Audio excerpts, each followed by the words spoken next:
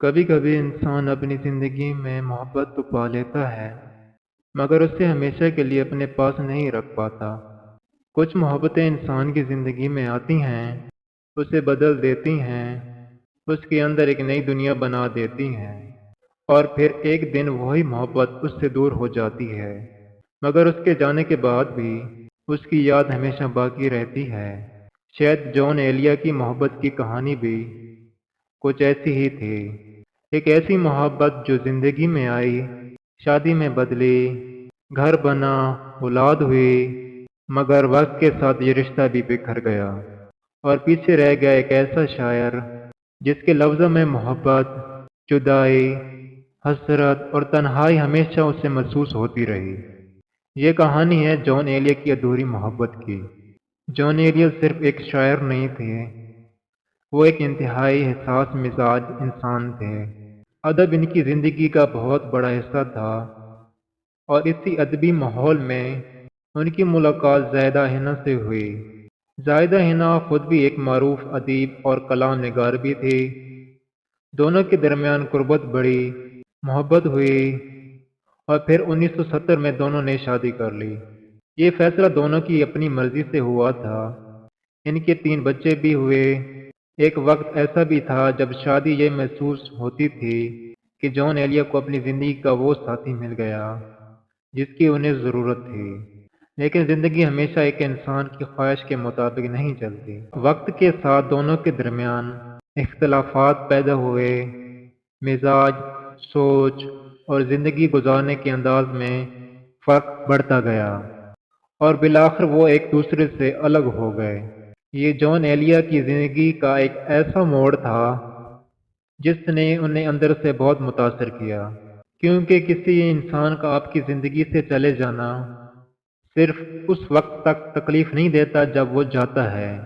اصل تکلیف تو کبھی کبھی اس کے بعد شروع ہوتی ہے، جب آپ اکیلے ہوتے ہیں، خاموش ہوتے ہیں، اور اچانک ماضی کی کوئی بات یاد آ جاتی ہے، کوئی چہرہ، کوئی آواز، کوئی لمحہ، اور پھر انسان سوچتا ہے اگر آج وہ میرے ساتھ ہوتی تو۔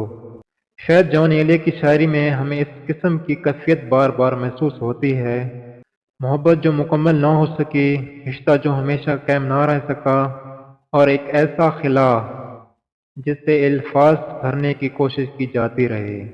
جون ایلیا کی شاعری میں محبت صرف خوشی کا نام نہیں تھا، وہاں محبت کے ساتھ جدائی ہے، حسرت ہے، شکایت ہے، اور تنہائی ہے۔ اس لیے جب کوئی شخص رات کی خاموشی میں جون ایلیا کو پڑھتا ہے تو اسے صرف ایک شاعر کی آواز نہیں سنائی دیتی، اس سے اپنے دل کی کوئی پرانی بات یاد آ جاتی ہے۔ شاید یہی جون ایلیا کی شاعری کی سب سے بڑی طاقت تھی، وہ ایک ایسی کیفیت کو لفظ دیتے ہیں جسے انسان محسوس تو کرتا ہے مگر بیان نہیں کر پاتا۔ جون ایلیا اور زاہدہ حنا کی کہانی کو صرف ناکام محبت کا کہنا شاید درست نہیں ہوگا، کیونکہ حقیقت ان سے زیادہ پیچیدہ تھی۔ محبت ہوئی، شادی ہوئی، اولاد ہوئی، زندگی گزری، پھر اختلافات ہوئے اور راستے الگ ہو گئے، مگر کسی رشتے کا ختم ہو جانا ہمیشہ اس کے اثرات کو ختم نہیں کرتا۔ کبھی کبھی انسان کسی شخص سے دور ہو جاتا ہے مگر اس کی یاد اس سے دور نہیں ہوتی، اور شاید یہی وجہ تھی کہ جون ایلیا کے الفاظ آج بھی ان لوگوں کو چھو جاتے ہیں جو کبھی کسی کو چاہ کر کھو چکے ہیں، جو کسی رشتے کے ختم ہونے کے بعد بھی اسے اپنے اندر محسوس کرتے ہیں، جو لوگوں کے درمیان رہ کر بھی کبھی کبھی خود کو تنہا پاتے ہیں۔ جون ایلیا 8 نومبر 2002 کو کراچی میں انتقال کر گئے۔ وہ دنیا سے چلے گئے مگر ان کے الفاظ آج بھی زندہ ہیں، اور ان کی زندگی میں ہمیں شاید ایک بہت گہری بات سمجھ آتی ہے۔ ہر محبت کا انجام ساتھ رہنا نہیں ہوتا۔ کچھ محبتیں زندگی میں آتی ہیں، کچھ وقت کے لیے انسان کو مکمل کرتی ہیں اور پھر اس سے دور ہو جاتی ہیں، مگر ان کا اثر انسان کے اندر باقی رہتا ہے۔